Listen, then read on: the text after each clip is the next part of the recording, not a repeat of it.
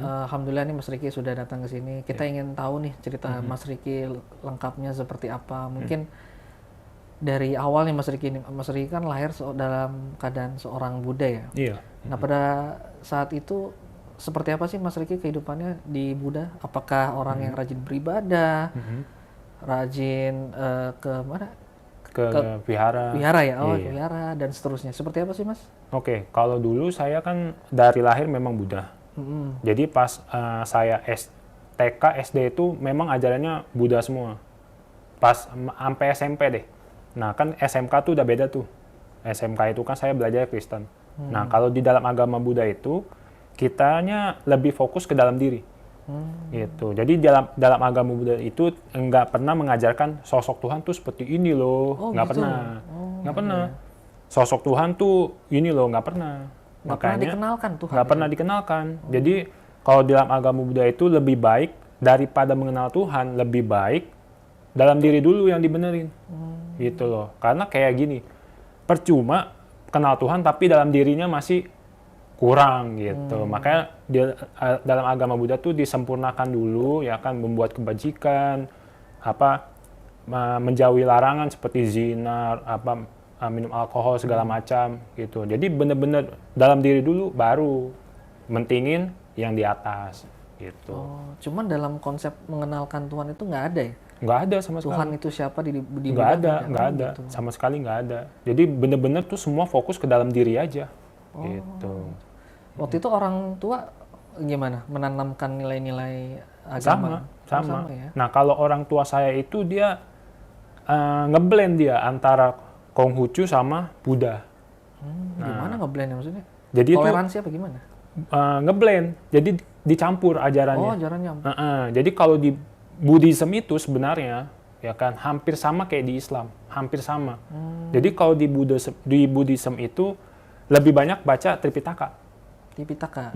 Jadi Tripitaka itu dijadiin lagu seperti Islam juga kan. Di Islam kan ayat Al-Quran dijadiin lagu terus dibacakan. Nah kalau di wihara juga seperti itu. Jadi Tripitaka dijadiin lagu kita baca. Oh, itu sebuah kitab, siapa yang menulis atau gimana? Kalau kitab yang menulis itu kayaknya para ini deh, murid-muridnya Sang Buddha juga. Gitu. Tapi Tripitaka tuh banyak banget itu. Banyak banget. Gitu. Jadi yang paling poin kalau untuk yang untuk berdoa, nah itu udah ada beberapa. Udah ada panduannya, kita tinggal baca aja. Gitu.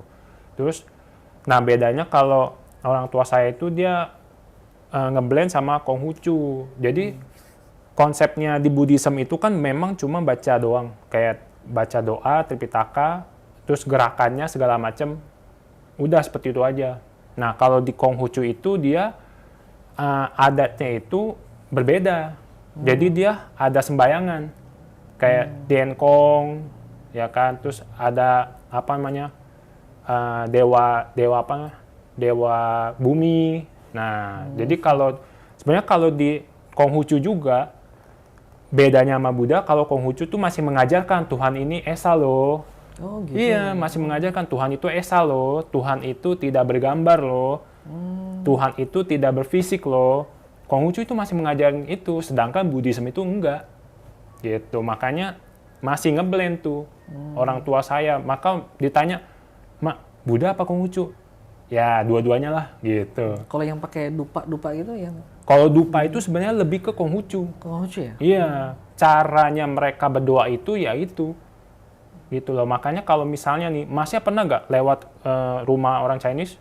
Iya. Ya kan ada sembayangannya? Iya, betul. Itu kan nggak ada gambarnya kan?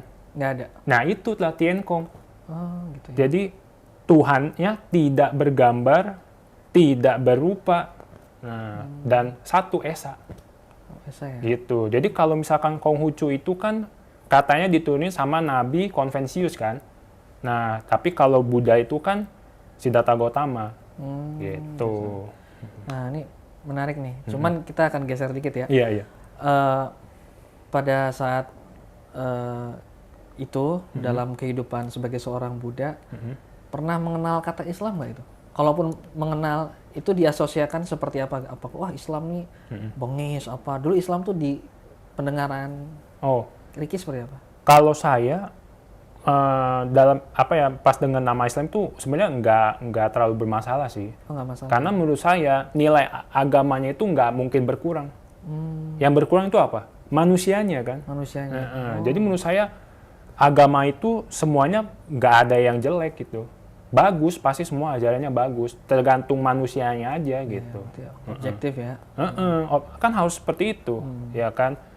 Kayak misal nih, mungkin nggak sih semua agama, maaf ya, Buddha itu orangnya semua baik? Nggak mungkin juga, ya kan? Mungkin nggak sih Kristen semuanya baik? Tidak. Mungkin nggak sih Islam semua baik? Tidak juga, gitu loh. Yang tidak baik manusia apa agamanya?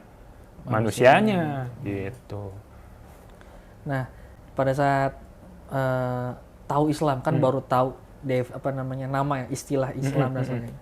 Nah, mulai mengenal mengenal Islam tuh pada saat apa itu? Nah, jadi saya mengenal Islam itu dari awalnya saya mau belajar Kristen. Oh, Kristen. Iya. Oh, berarti terjadi ini ya, distorsi keimanan ya? Iya. Keraguan di Buddha itu ya? Sebenarnya gini, karena kan dulu pas saya SMK itu masuk sekolah Kristen. Oh, gitu ceritanya ya. Nah, terus? Kayak saya ibadah kan wajib tuh, setiap hari Kamis wajib. Mereka disuruh ke gereja tuh. Jadi di sekolah itu ada gereja. Tiap Kamis kebaktian. Nah, saya dengerin lagunya, khotbahnya. Nah, saya lebih fokus ke lagunya. Wah, gitu. Apa ya, menyentuh kalbu, ya kan, sampai ini kalau merem nyanyi lagu itu bisa nangis, ya kan. Katanya kalau nangis tuh kemasukan Roh Kudus gitu katanya. Nangis, wah saya pengen belajar nih. Terus oke, saya pas belajar, otomatis kan ajarannya kan Kristen tuh, di mata pelajaran ada. Nah pas belajar, si guru menyebutkan Tuhan itu Esa, ya kan, Allah Maha Baik. Pokoknya belum ada tuh embel-embel bilang Tuhan Yesus Tuhan, belum ada. Nah ketika di gerejanya tuh beda lagi tuh. Nah di gerejanya beda, apalagi yang si khotbahnya kan pasti tuh ada kan sesi pengkhotbah tuh. Nah, saya menjadi bingung tuh saat ada lagu bilang begini, Yesus itu Tuhan. Nah itu saya menjadi ragu, loh kok kayak begini? Saya belajar Tuhan, saya dari dulu percaya ya Tuhan itu cuma satu, nggak mungkin banyak, pasti cuma satu. Nah tiba-tiba bilang Allah ini Tuhan, oke saya terima nih. Yesus Tuhan. Nah ini saya udah agak bingung nih. Loh, Yesus Tuhan. Kayaknya dari dulu saya percaya deh Tuhan itu nggak mungkin menjelma. Oke, dua nih. Tiba-tiba ada lagi nyelip. Roh Kudus Tuhan juga. Loh, kok jadi tiga nih? Ya kan, dari situlah saya pengen masuk Kristen. Saya tuh kayak mau masuk tapi nggak yakin. Oke, daripada saya bingung, oke saya pelajari lah. Nah dari situlah saya coba mempelajari gitu. Oh, coba menelaah ya. Iya, coba menelaah gitu. Coba apa yang ditemukan pada saat itu tuh? Nah, jadi saya daripada nanya pendeta, ya kan lebih baik saya cari sendiri. Begitu. Saya mulai dari YouTube segala macam. Pertama kali itu saya lihat debatnya si Ahmad Didat. Ahmad Didat. Iya, Ahmad Didat. Saya lihat. Oke, saya itu sama sekali belum nggak minat sama Islamnya. Belum tuh. Saya cuma benar-benar mau tahu Kristen itu apa sih. Nah, karena berhubungan mantan saya beberapa kan Kristen, jadi sekalian dia saya belajar, ya kan. Kalau misalnya oke ya saya login, maksud saya, oke saya pelajari dulu Kristen. Saya lihat nih Ahmad Didat dikasih tahu nih ayatnya bahwa Allah Tuhan itu tidak mungkin menjelma, ya kan. Tuhan itu maha suci, sedangkan Yesus itu memang dia tidak ada dosa. Tapi tidak sepenuhnya suci. Karena apa? Dia masih melekat gitu, masih ada kemelekatan. Contoh, Yesus perlu makan nggak? Perlu. Yesus perlu minum nggak? Perlu. Iya, minum. Ya kan? Nah, apalagi Yesus tuh diperanakan. Di rahim. Keluarnya dari, juga kan. Jadi, apa bedanya sama manusia? Padahal kan Tuhan itu kan harusnya suci sekali. Bahkan menurut saya ya, Yesus yang lahir di rahim manusia, itu masih ada maaf ya, darahnya, berarti kan masih bau amis segala macem kan. Sedangkan coba kita lihat Nabi Adam, nggak dilahirkan dari rahim, berarti kan lebih suci mana? Gitu loh. Udah gitu buang hajat juga ya, buang Iya, air, buang hajat juga ya, karena saya jadi mikir, iya nih, masa Tuhan yang bilang maha suci tapi buang hajat, kencing segala macam, kan nggak mungkin ini dilakukan sama Tuhan. Jadi kalau misalkan, misal nih, Tuhan itu maha besar, maha segalanya, masa iya harus, maaf ya, harus kencing, harus buang hajat? Gitu. Terus kalau misalnya nggak ada toilet gimana? Nah itu jadi mikir juga gitu. Wah iya juga ya. Ya kan, jadi Iya. agak bingung nih. Wah, oke nih, saya udah ketangkep nih, maksudnya Ahmad Didat nih. Ya kan? Masuk akal ya. Masuk akal nih, masuk akal. Oh ya, ini udah masuk akal nih. Nah, jadi dari situlah saya mempelajari lagi tuh hal yang lain ya. Kayak dari Dr. Zakir Naik, itu saya belajari juga. Nah, Dr. Zakir Naik kan luar biasa banget kan. Dia menjelaskan kalau Yesus itu siapa, ya kan. Di Bible tuh sebenarnya banyak kontradiksinya, ya kan. Nah, terutama tuh ternyata Bible itu udah banyak sisipan. Nah, ya kan, banyak sisipan. Jadi disitulah saya kayak, apalagi maaf ya, saya bukannya menghina ya. Jadi memang ini saya kan ngomong sesuai fakta. Bahwa kan yang saya ragukan itu kan Trinitas nih. Ya kan. Saya cari, ini Trinitas ini sebenarnya seperti apa sih? Saya nonton Ahmad Didat juga tuh, yang ternyata dia membawa banyak banget Bible tuh. Ada 10, ya kan, dia kasih lihat yang RSV, Revised Standard Version. Ternyata yang ayat yang Bapa, Firman, Roh Kudus yang bersaksi di atas surga itu ada 3 adalah 1, itu ayat sisipan. Ya kan, jadi lah, ayat sisipan ternyata nih. Ya kan, berarti sebenarnya di Bible itu nggak pernah mengajarin nih konsep Trinitas. Nah, yang saya tahu nih, dari Ahmad Didat sama Dr. Zakir Naik, sumber pertama kali ajaran Trinitas itu, yang kan dari sisipan itu tuh, dari yang ayat Yohanes kan, yang Bapa, Firman, Roh Kudus. Nah, dari situ duluan tuh, baru ada yang lain. Seperti itu. Saya baru tahu, oh ternyata seperti itu. Kalau sumbernya aja yang di awal ini ayat sisipan, bagaimana ayat yang selanjutnya? Makanya banyak para kristolog mengatakan Kristen sekarang tuh menganut ajarannya Yohanes ya. Iya, ya kan. Sekarang Kristen sekarang tuh menganut ajaran Yohanes itu, yang Tritunggal itu. Ya kan, karena itulah sumbernya. Ya saya cuma mikir, kalau sumbernya aja ini udah sisipan, apalagi yang lain. Iya. Gitu. Masya Allah. Nah, kemudian turning point-nya nih, Mas Ricky udah beng gitu kan, udah, wah ini kayaknya saya meragukan banget nih. Itu pada saat apa tuh, membaca ayat apa, momen ngobrol sama siapa? Iya, jadi gini, ini kan bener-bener turning out-nya itu kan sekitar setahun kemarin tuh, ya kan, karena kan saya belajar kristologi kan 7 tahun. 7 tahun? 7 tahun. Tapi kan nggak tiap hari kan, pasti ada jedanya. Pokoknya total 7 tahun. Jadi saya bener-bener belajar itu, turning point-nya itu pas tahun kemarin. 1 tahun kemarin lah. Nah, saya mulai ikutin debatnya Bang Zuma, ikutin debatnya Kodondi segala macam. Nah, di situ saya semakin belajar lagi kan, bahwa 7 tahun kemarin kan saya udah belajar tuh dari pakar-pakar tuh kayak Dr. Zakir Naik, Ahmad Didat. Nah, setidaknya saya udah pegang ilmu lah. Nah, saya belajar lagi dari debat. Saya penasaran nih, wah, kalau lihat debat itu nggak seru kalau kita nggak ikut debat gitu kan. Nah, jadi saya tuh debat sama teman-teman Kristen di Instagram, di YouTube, gitu loh. Nah, saya ikut debat. Jadi mereka itu terlalu mengagungkan Yesus nih. Saya mulailah, emang yakin kalau di Kristen itu masuk surga. Nah, mereka kepanasan tuh, mulailah debat segala macem. Nah, yang saya bingung, saya tuh sama sekali nggak pernah mengatakan agama saya tuh ini loh, nggak pernah. Jadi Tapi anehnya mereka menganggap lu Islam kan. Nah itu 99% pasti kayak gitu. Menganggap yang menyudutkan mereka adalah orang Islam. Iya, ya kan. Pasti kayak gitu. Makanya terus saya bilang, kayaknya saya nggak mengatakan deh kalau saya agama Islam. Tapi saya percaya Tuhan itu satu. Ya kan. Terus saya bilang ke mereka, yang mempercayai Tuhan itu satu banyak loh. Ya kan, agamanya banyak. 1, Konghucu. 2, Yahudi. 3, Zoroaster. 4, Islam. Ada 4, ya kan? Ya nggak mungkin dong lu nebak-nebak asal gitu, ya kan? Terus pokoknya dia tetap mereka pikir tuh saya Islam.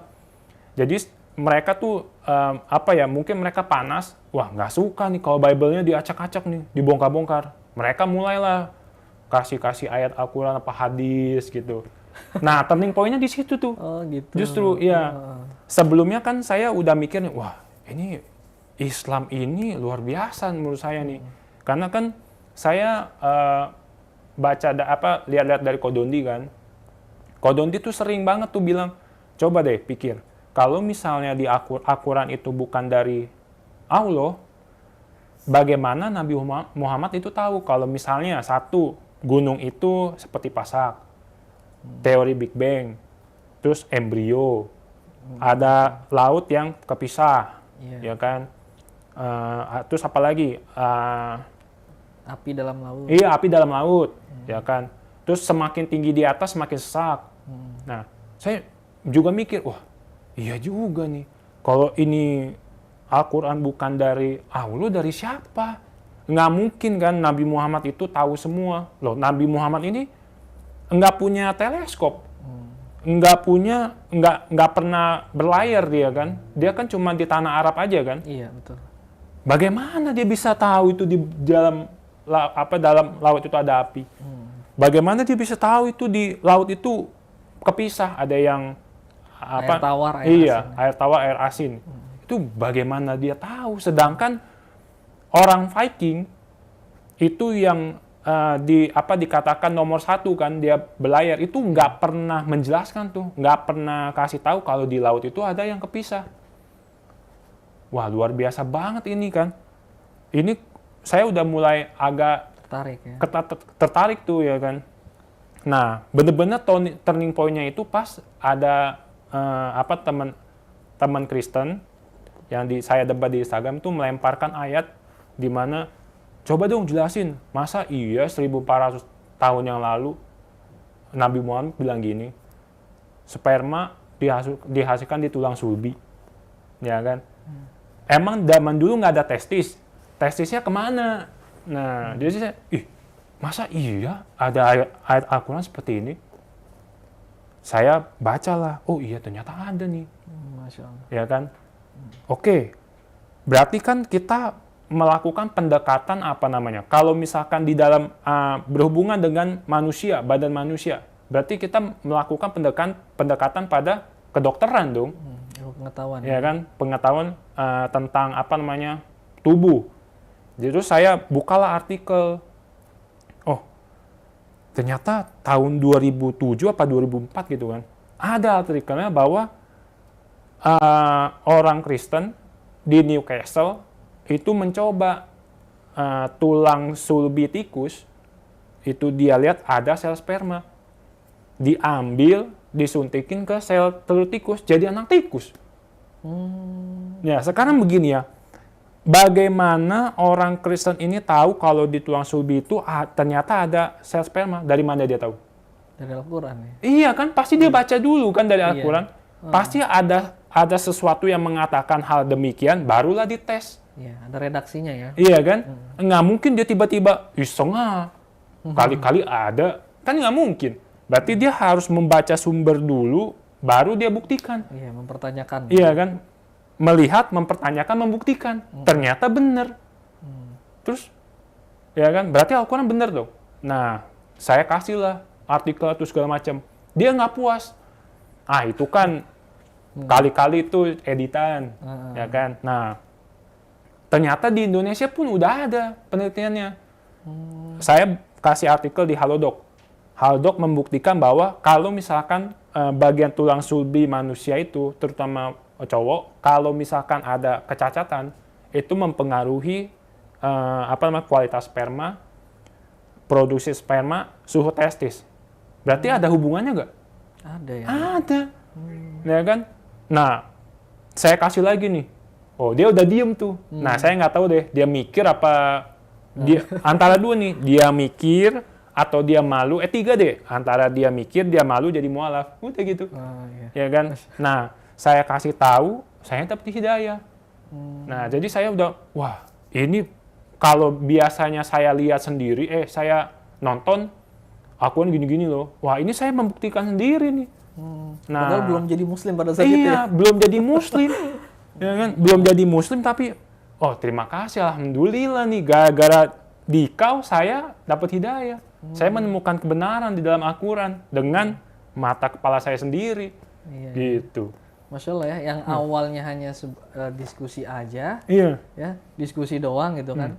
Hanya karena sebagai orang awam ya, sebagai orang awam ingin mempertanyakan tentang kekristenan, kemudian terjadi tanya jawab, malah membuktikan apa yang ditanyakan Islam adalah yang benar gitu kan, dengan artikel-artikel dan seterusnya. Masya Allah.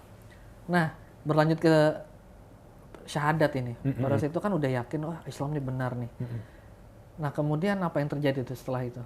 Oh ya, jadi setelah itu saya udah yakin, tapi tuh belum benar-benar syahadat gak ya, gitu kan. Tapi saya udah yakin nih, tapi saya belum menentukan syahadat itu mau kapan ya gitu.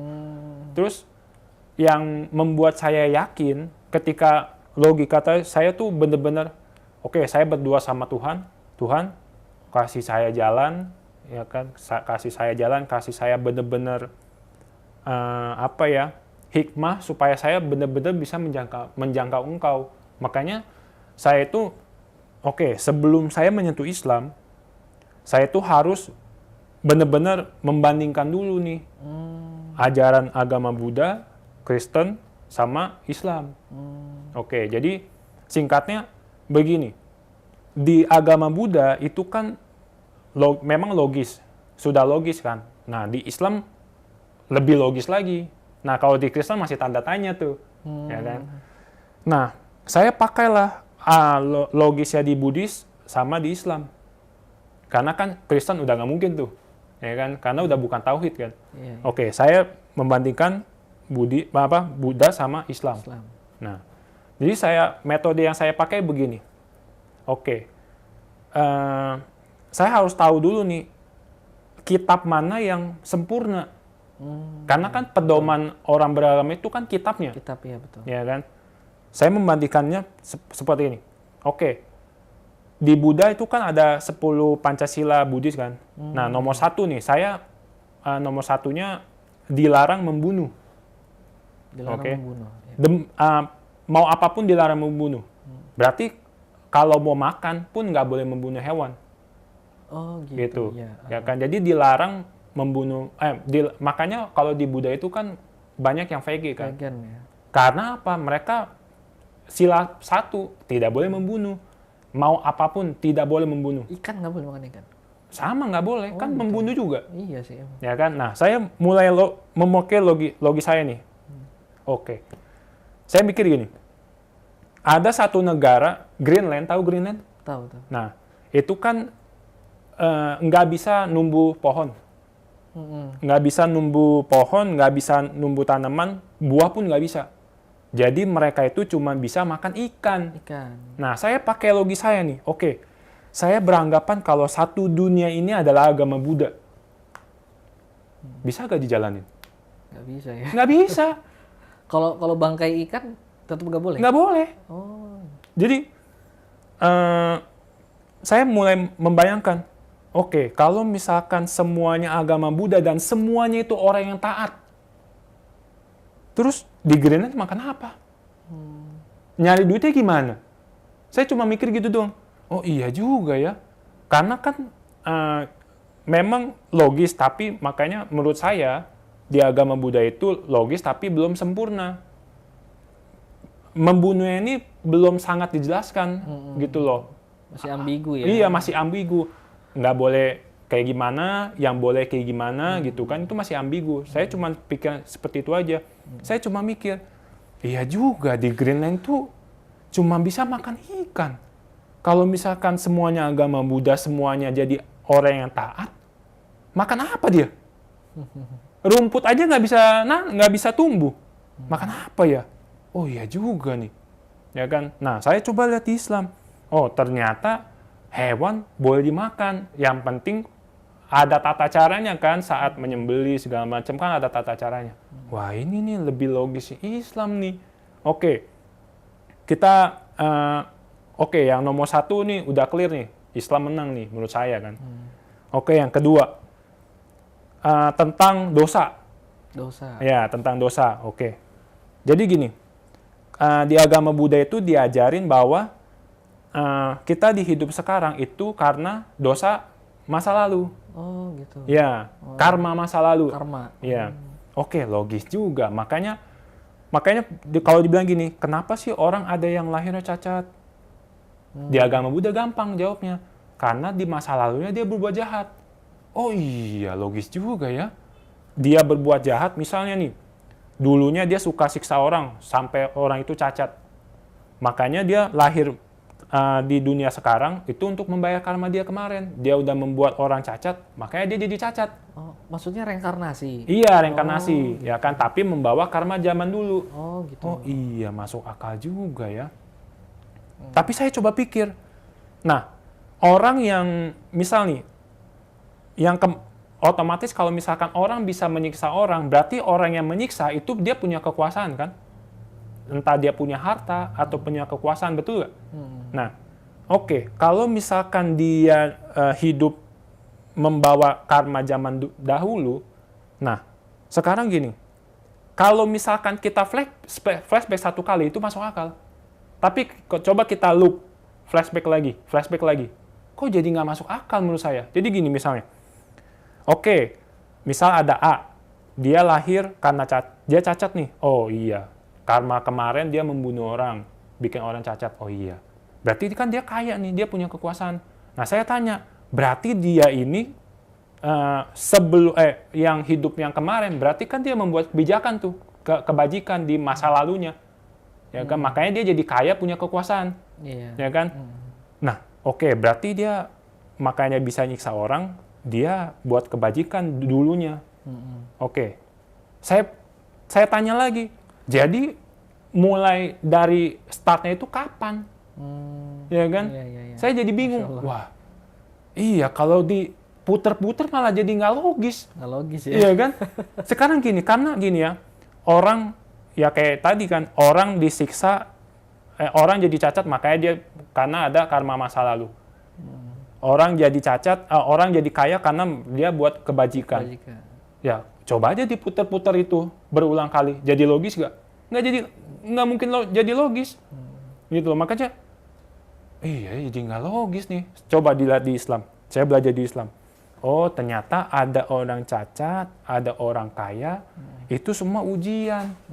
Ya kan? Ada orang cacat, dia bagaimana? Dia tetap bersyukurkah? Tetap berdoakah sama Allah? Tetap murah hati kah? Atau gimana? Nah, yang kaya pun begitu diuji kan? Dia sombong nggak sama orang? Dia mempergunakan hartanya nggak dengan baik? Nah, seperti itu. Oh iya ya. Jadi tadi timbul kebingungan ya di situ ya? Iya, ya kan? Oh, justru malah lebih logis di Islam. Kalau setelah saya pedalami gitu. Nah, makanya, oke, kayaknya,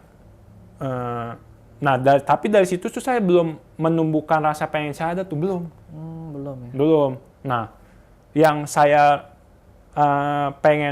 tiba-tiba tuh pengen syahadat, saya dengerin ini ya, debatnya Bang Zuma. Oh, Bang Zuma. Ya, Bang Zuma bilang gini, Allah mengatakan agama yang diridhoi Allah hanyalah Islam. Sedangkan saya percaya, wah ini Al-Quran ini udah nggak mungkin salah nih. Karena dari sainsnya aja udah terbukti. Sains saja terbukti, apalagi yang lain. Gitu kan. Nah, yang terakhir tuh saya mempelajari juga. Ternyata saya mempelajari dari Ahmad Didat ya. Enggak, dari Zakir Naik. Zakir Naik itu kan dia pernah berdebat sama agama Hindu, agama Buddha, agama Kristen, ya kan. Hampir semua agama tuh dia debat. Nah, saya tertarik saat dia mengatakan begini, ternyata di Tripitaka itu ayat berapa ya saya lupa. Pokoknya ada kata-kata seperti ini. Sang Buddha berbicara kepada muridnya wanita, namanya Ananda, bilang seperti ini, akan ada Maitreya baru. Oh, Ya, Maitreya. Maitreya baru. Jadi setelah saya cari-cari, oh Maitreya ini adalah orang yang diurapi juga, sama seperti Nabi. Oh, semacam utusan gitu ya? Semacam utusan.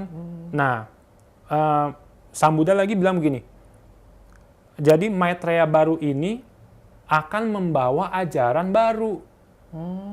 Berarti jelas kan, ajaran baru. Loh, berarti dia bukan ajarin agama Buddha lagi nih. Kan dia bilang ajaran baru. Udah gitu dia bilang lagi, sedangkan saya punya murid puluhan. Maitreya ini akan membawa ribuan murid.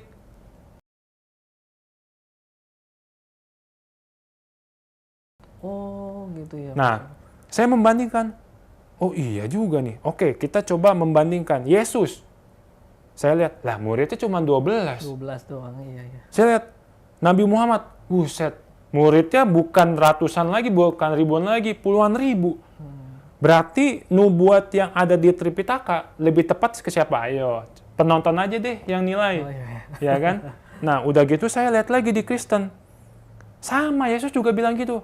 Akan ada penghibur baru. Nah, kalau misalkan kita lihat di versi Inggrisnya, itu jelas bukan Roh Kudus. Karena di versi Inggrisnya bilang, sang penghibur ini, bahasa Inggrisnya, he. Kalau bilang he ini, kemana? Laki-laki ya. Laki-laki kan, ke manusia. He. Nah, kalau nggak percaya, silahkan ya nanti penonton bisa lihat saat Yesus bilang akan ada roh penghibur lagi. Nah, itu coba tuh lihat translate Inggrisnya. Itu disebutkan he. Kalau misalkan dia mau sebut itu Roh Kudus, berarti apa? Holy Ghost atau Holy Spirit, bukan he. Kalau he itu berarti jelas seorang laki-laki. Seorang manusia. Seorang manusia. Oh. Gitu. Nah, udah gitu tambahan lagi, ternyata di kitab Veda juga sama. Akan ada istilahnya utusan lagi untuk melengkapi. Oh. Nah, di Veda juga gitu. Oh, berarti saya, ya kan Hindu kan agak jauh ya dari saya ya. Saya nggak gitu mempelajari Hindu. Jadi saya mempelajari Buddhism sama Kristen. Yang saya, di Tripitaka ini lebih ke Nabi Muhammad menurut saya ya. Iya. Kristen, ya susah juga ya kan kalau misalnya mau dibilang ke Nabi Muhammad. Pokoknya dia akan datang utusan baru, laki-laki. Nah itu nggak tahu siapa. Berarti kan bukan Yesus tuh, Nabi penutup. Iya. Ya kan? Oke, balik lagi. Kepercayaan saya Buddha. Berarti kan lebih pas ke Nabi Muhammad. Nah, seperti itu. Makanya saya, waduh, bahaya nih kalau saya nggak syahadat ini. Ya Gitu. kan? Bahaya nih kalau saya nggak megang Islam ini. Nah, saya udah, waduh, iya juga nih. Ya, akhirnya saya bersyahadat lah. Ya kan, saya telepon, ya kan, dari timnya Kodondi. Cuman itu sebulan. Ya kan? Nunggu sebulan? Nunggu sebulan. Oh, nunggu sebulan. Saya cuma minta mau, ya Allah, semoga kasihlah saya nyawa sampai saya syahadat gitu loh. Iya.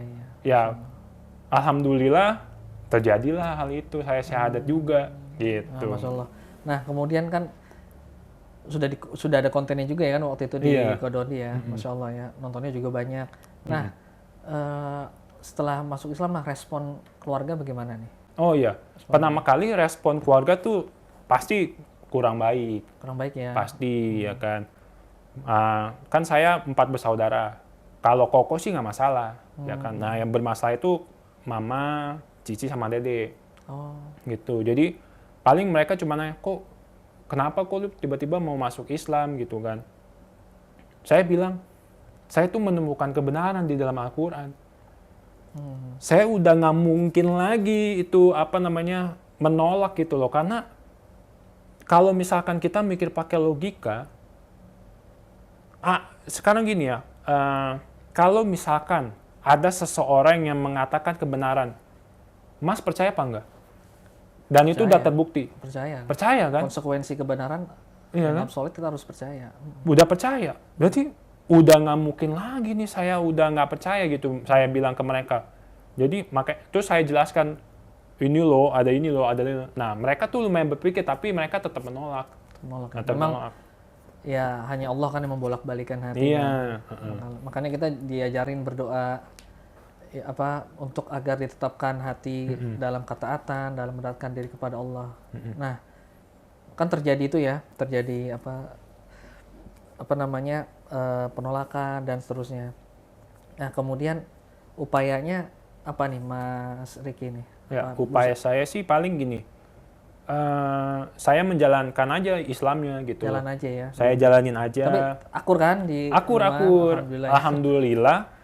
Saya jalani Islam dengan baik, ya lama-lama mereka terima juga gitu ya. Penting sih ini perubahan dalam diri kita kan menjadi sesuatu yang yang kebiasaan gimana kemudian jadi lebih baik gitu lagi. Kan. Ya kan saya belajar tuh bahwa di Islam harus 3 kali lebih hormat ke ibu. Nah, jadi saya tuh menerapkan tuh jadinya. Ya kan, nah, alhamdulillahnya lama-lama ya mama terima juga gitu loh. Cuman ya dikit-dikit mak nggak mau masuk Islam gitu. Cuma ya mama masih agak menolak aja. Cuman ya saya pelan-pelan aja ya. Saya berdoa sama Allah semoga keluarga saya dapat hidayah gitu. Nah nih Mas, sebelum pertanyaan terakhir nih, ada nggak ingin Mas Riki sampaikan nih ke ke ibunya atau keluarganya, pun ibu lah gitu. Kalau barangkali nonton tayangan ini. Apa yang mau disampaikan? Ya, saya sih cuma mau sampaikan, Ma, sama Cici, Dede, Koko, ya kalau misalnya mau temukan kebenaran, cobalah membaca Al-Quran gitu. Membaca dulu aja, nggak apa-apa membaca, ya kan. Terus kalau misalkan sudah membaca, coba boleh membandingkan mana yang lebih logis, mana yang kurang logis gitu. Karena cuman dari membaca itu kita bisa tahu yang mana itu kebenaran gitu loh. Karena di dalam Al-Quran juga tertulis ikro, artinya bacalah. Gitu Mas Allah. Mas Allah, amin ya, mudah-mudahan bisa dengar dan amin, bisa jelas gitu lah, clear gitu. Nah terakhir nih Mas Riki, harapannya apa nih Mas Riki? Buat Mas Riki, mungkin keluarga dan kedepannya seperti apa harapannya? Ya. Harapan saya sih semoga yang yang logikanya masih tidur ya kan, nggak tahu tidur di rumah atau tidur di mana, ya semoga Allah kasih hidayah, Allah kasih berkah supaya yang belum Islam itu bisa menerima Allah, bisa menerima bahwa Nabi Muhammad memang itu nabi penutup gitu, supaya kita semua masuk surga gitu. Amin. Mas Riki, makasih banyak nih atas waktunya, Masya Allah. Semoga sahabat Wakaf TV ini bisa mengambil hikmahnya lah, pelajaran, motivasi tentunya dari cerita Mas Riki, karena kan kita dengar sendiri tadi ya Mas Riki, awalnya hanya diskusi-diskusi aja gitu kan, ternyata malah agama yang tidak diinginkan Mas Riki untuk masuk ke sana malah masuk Islam gitu. Padahal awalnya ingin masuk Kristen ya. Iya. Malah masuk Islam. Nah itulah namanya hidayah, sahabat wakaf.